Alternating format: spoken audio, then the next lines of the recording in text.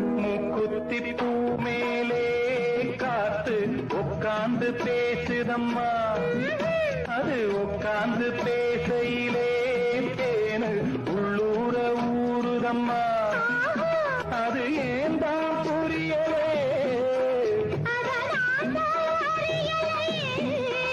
ஒரு மோகம் இங்கு உன்னாலே இந்நேரம் உண்டானது.